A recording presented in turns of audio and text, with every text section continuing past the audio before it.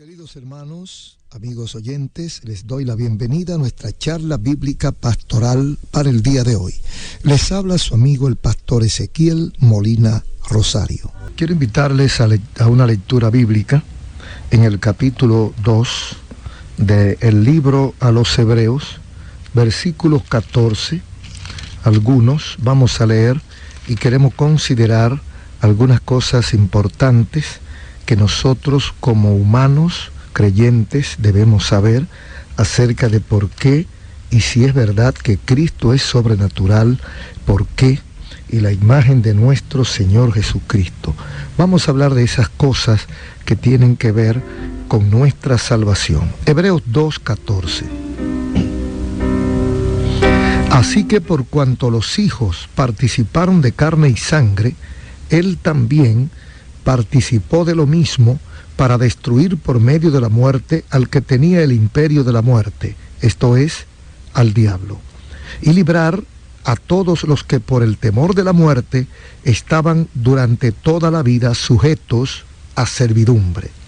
Porque ciertamente no socorrió a los ángeles, sino que socorrió a la descendencia de Abraham, por lo cual debía ser en todo semejante a sus hermanos, para venir a ser misericordioso y fiel sumo sacerdote en lo que a Dios se refiere, para expiar los pecados del pueblo. Los creyentes en Jesucristo, los evangélicos, los cristianos evangélicos, creemos en lo que dice la Biblia, la palabra de Dios, creemos en Jesucristo como nuestro Salvador, creemos en Jesucristo como el Dios hecho hombre, y que vino a través de un canal que se llamó María, una mujer pura dentro de las mujeres, y la utilizó el Señor como el instrumento propicio para que Jesús llegase hasta nosotros y viéramos su gloria, gloria como de unigénito del Padre.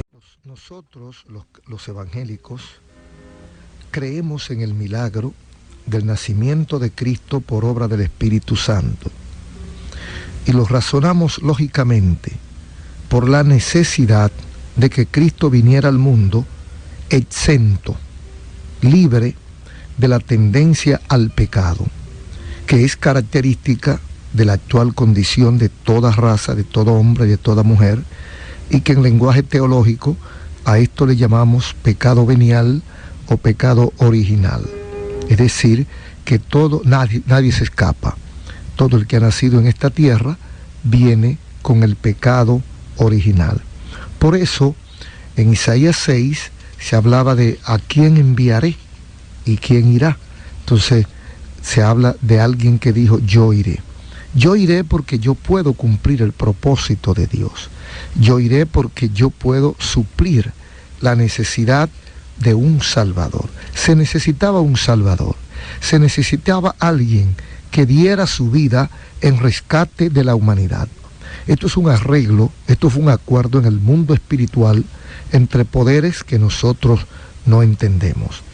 He aquí como lo expone el autor del libro eminentemente protestante llamado La Familia Sagrada, publicado por la Librería Nacional, una de la Librería de Madrid. Nosotros entendemos el porqué del nacimiento virginal de Cristo, por supuesto. Amigos, todos los hombres somos pecadores, sujetos al pecado desde el principio de nuestra vida. Por lo mismo dice David en el Salmo 51, he aquí, en pecado he sido formado, y en pecado me concibió mi madre. La naturaleza depravada, distorsionada, rebajada por el pecado, no puede dar otros frutos que no sean depravados igual. Si no se puede explicar esto de una manera matemática, de una manera de lógica, de una manera humana, no nos importa, porque nuestra vida misma es no solamente en su origen, sino en todo su transcurso y hasta su existencia un permanente misterio. Hay quienes no quieren creer cosas de la Biblia porque la encuentran sublimes, misteriosas, incomprensibles. Pero quisiera que usted pensara un poco y nos diéramos cuenta que vivimos sobre el misterio, del misterio y en el misterio. Nosotros somos un misterio. No hay cómo explicar que una bomba como el corazón se mantenga trabajando durante 24 horas, todos los días, durante 60, 70, 80, 90 años. Cuando bombas de acero inoxidable, de diamante y hecha con el mejor material, no logran una existencia con una vida y un trabajo tan permanente como el corazón, que es una bombita de carne. Esa es una cosita. Pero ¿cuántos misterios ocurren en nuestra vida? El embarazo, por ejemplo, el embarazo es un misterio. El nacimiento normal de un ser humano es un misterio. ¿Cuántos misterios hay en la vida? Otro misterio, el niño, el descendiente humano, la prole humana, nace y no puede valerse de sí mismo, sino que espera meses para poder reaccionar y años para poderse defender. Sin embargo, usted encuentra una yegua, una burra, en el potrero que da a luz, un venado, y a pocos minutos de salir del vientre de su madre, ya el animalito está de pie. Está de pie y en cuestión de horas ya camina y hasta corre. ¿Cómo se explican todas estas cosas? Son misterios. Vivimos sobre el misterio. La vida es un misterio.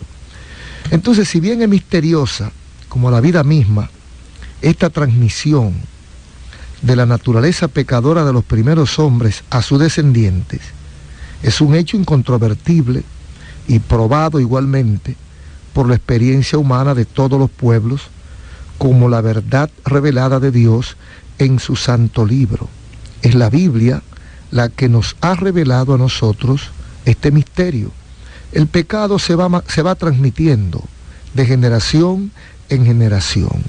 El hombre pecó porque el primer hombre pecó y nacemos pecadores. Queridos amigos y hermanos, se desprende racional y lógicamente que si un hombre o una mujer ha de venir al mundo exento, libre de pecado, es imposible que nazca en las mismas circunstancias, rodeado de la misma forma en que nacen todos los demás seres humanos. Si es engendrado, procreado, nacido en la misma forma que todos los demás, entonces, ¿cuál es la diferencia? ¿Por qué? ¿Por qué esta persona no tiene pecado y el otro tiene pecado? Si el Salvador ha de estar limpio de toda mancha de pecado, repito, si nuestro Salvador ha de estar limpio de toda mancha de pecado, su nacimiento tenía que ser sobrenatural. Esto es lógico y esto no admite réplica. Tenía que ser sobrenatural para que todo fuera sobrenatural. No hace falta mostrar con muchas palabras que nuestro Salvador estaba exento completamente de pecado. Se le llama el segundo Adán. Como tal, sale de la mano de Dios, inocente, puro, sin mancilla. Él mismo dice de sí en presencia de todos sus enemigos. Él dice: ¿quién de vosotros me podrá redarguir de pecado? Él reclama, Cristo, para sí lo que ningún hombre ha podido hacer: la ausencia absoluta de pecado. Por lo mismo, dice la epístola a los Hebreos, capítulo 7, versículo 26, porque tal sumo sacerdote, Jesucristo, nos convenía tener, santo, inocente, limpio, separado de los pecadores y hecho más sublime que los cielos. Jesús fue el único hombre sin pecado, un fenómeno excepcional en toda la historia de la humanidad. Es natural que su origen fuera excepcional diferente al de todos los demás hombres. No hay otra historia como la de Jesús. No hay otro líder religioso como Jesús. Hay muchos líderes, hay muchos maestros, hay muchos guías espirituales, pero ninguno de ellos tuvo un nacimiento diferente a los demás. Todos nacieron de un hombre y de una mujer. Todos nacieron por la vía normal y natural. No fue el caso de Jesús, el único nacido en esta tierra de forma sobrenatural y que toda la historia lo atestigua, y los testigos de aquel tiempo también, fue Jesucristo. Pero entonces, ¿por qué no vino directamente al mundo como una nueva creación de Dios revestido de la gloria del nuevo Adán? ¿Por qué había de entrar en el seno de la Virgen María, nacer, crecer, desarrollarse, aprender como todos los demás hombres?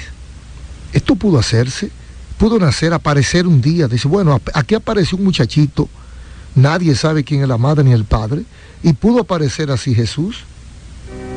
De nuevo responderemos con las palabras de la Biblia. Dice, así que, por cuanto los hijos participaron de carne y sangre, Él también participó de lo mismo para destruir por la muerte al que tenía el imperio de la muerte, es a saber, al diablo, y librar a los que por el temor de la muerte estaban por toda la vida sujetos a servidumbre, por lo cual debía ser en todo semejante a sus hermanos, es decir, a nosotros, para venir a ser misericordioso y fiel pontífice delante de Dios para expiar los pecados del pueblo.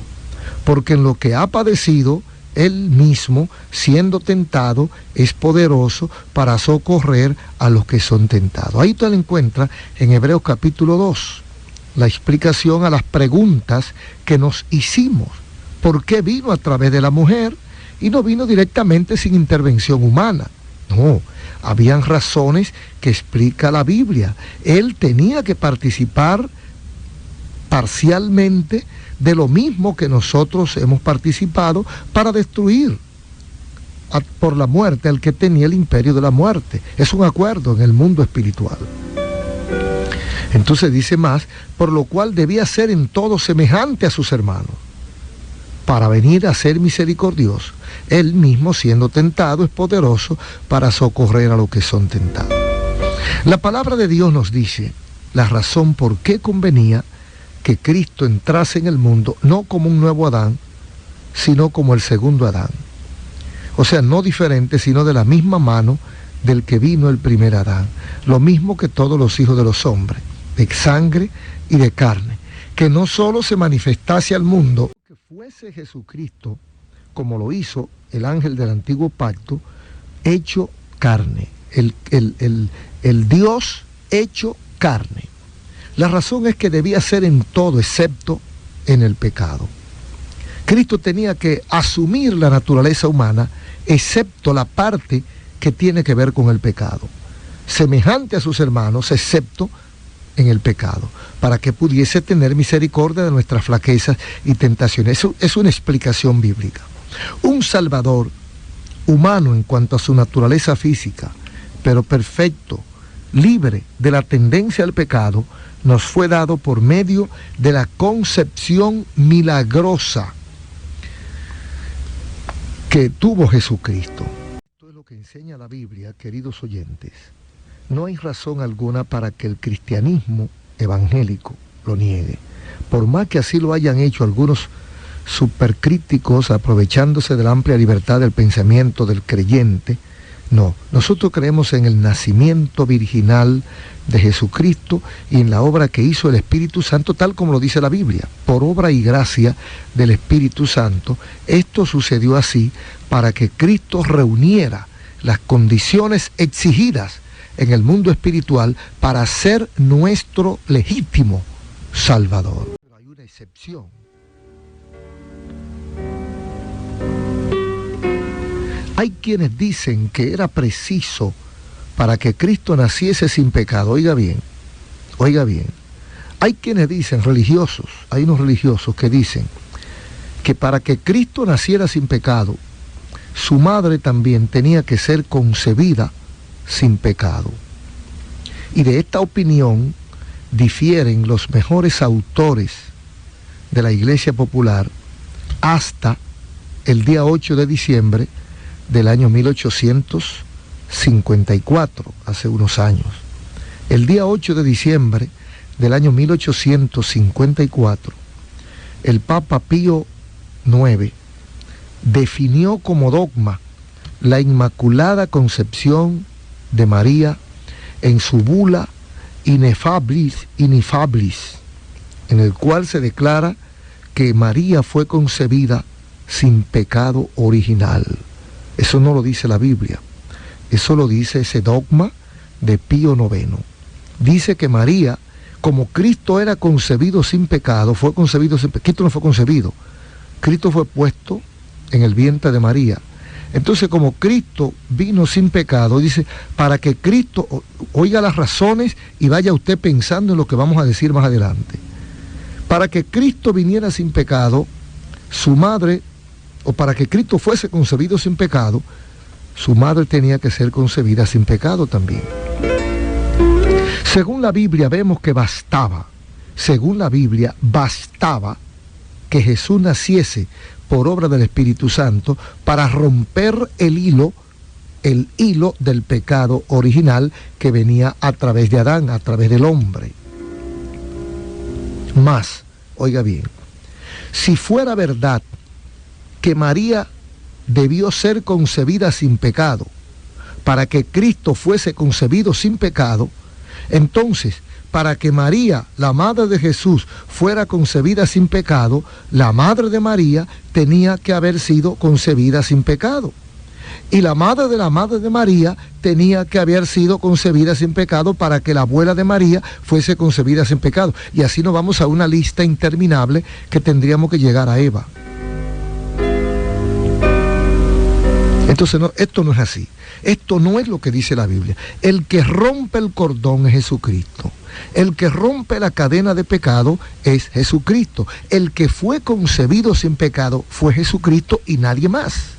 Entonces, ese dogma no es verdad, no es bíblico, y eso son de las cosas que nos separan de la Iglesia Popular.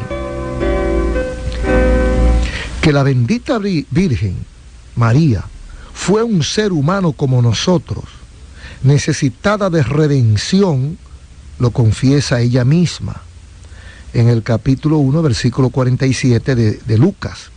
Mi espíritu se alegró, dice, en Dios mi Salvador. Hay alguien que ha dicho por ahí que María es la madre de Dios.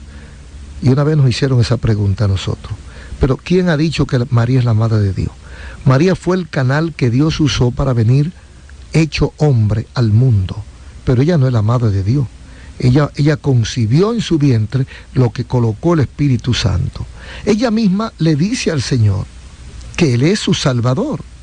Entonces no le llama solamente Salvador, sino mi Salvador. Lucas 1:47. Ella dice que Cristo es su Salvador, el Hijo de ella. Los ángeles no pueden llamar a Dios su Salvador porque no han pecado. Pero María se reconoce pecadora y se alegra de que el Hijo de Dios viniera a redimirla a ella de sus pecados. Estas razones que hemos esgrimido y otras que tiene la Biblia nos afianzan a nosotros en el fundamento, en la base de nuestra fe, que es Jesucristo.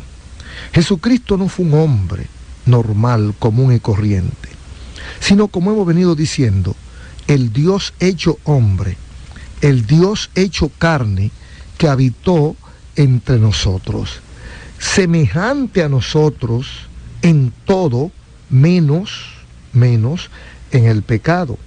Cristo vino, dice el versículo 17 de Hebreos 2, por lo cual debía ser en todo semejante a sus hermanos, para venir a ser misericordioso y fiel, sumo sacerdote en lo que a Dios se refiere, para expiar los pecados del pueblo. Cristo asume la función de sacerdote, porque Cristo vino a interceder. El sacerdote era el que llevaba las peticiones del pueblo delante de la presencia de Dios. El sacerdote era el que pedía perdón a Dios por los pecados del pueblo. Ahora, ¿con qué argumento el sacerdote iba delante de la presencia de Dios? La Biblia especifica los tipos de pecado y el sacrificio que había que llevar para que el sacerdote lograra, eso es en la historia antigua, en el pacto antiguo, para que el sacerdote lograra el perdón de los pecados. Entonces el sacerdote iba con un palomino, con una oveja, con un macho cabrío, con un animal, y derramaba la sangre de ese animal y ofrecía ese animal o esa ave en sacrificio por el perdón de los pecados del pueblo o del individuo al que se refiriera. Jesucristo viene en función de sacerdote. Vino como fiel y sumo sacerdote en lo que respecta a Dios para expiar el pecado los pecados del pueblo. Cristo tiene diferencia, porque Cristo viene no con un sacrificio ajeno, como dice la Biblia. Cristo viene y se ofrece Él en sacrificio. Él es el macho cabrío, Él es la oveja, Él es el palomino, Él es el sacrificio.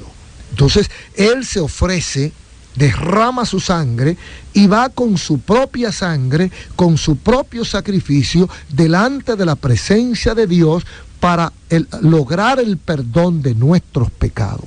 Entonces, por eso es que la sangre de Jesucristo, su Hijo, nos limpia de todo pecado, porque la sangre de Jesucristo reúne las condiciones para cubrir nuestros pecados y para librarnos de toda maldad. Jesucristo es nuestro Salvador, no hay otro Salvador.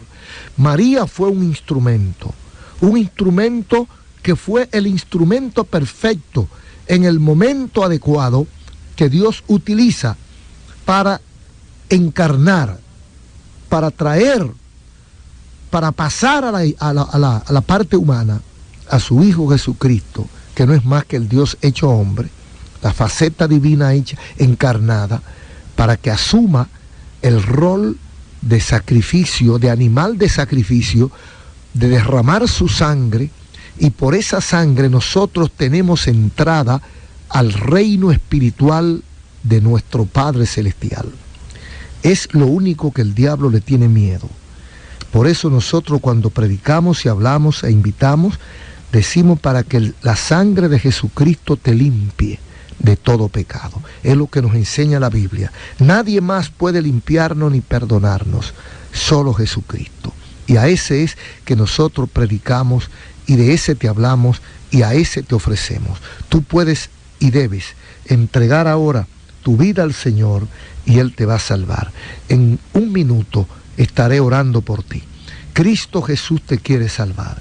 Cristo Jesús quiere perdonarte. Si hasta hoy tú no has encontrado explicación a tu problema, solución a tus dificultades, si tú no has encontrado la paz de tu alma, es porque te falta el perdón del Señor. Ese perdón, esa limpieza espiritual, borrar tus pecados no se logra de otra forma que no sea a través del sacrificio, del trabajo que hizo Cristo en la cruz del Calvario y el derramamiento de su sangre. Tú puedes ser salvo ahora si entregas tu corazón al Señor.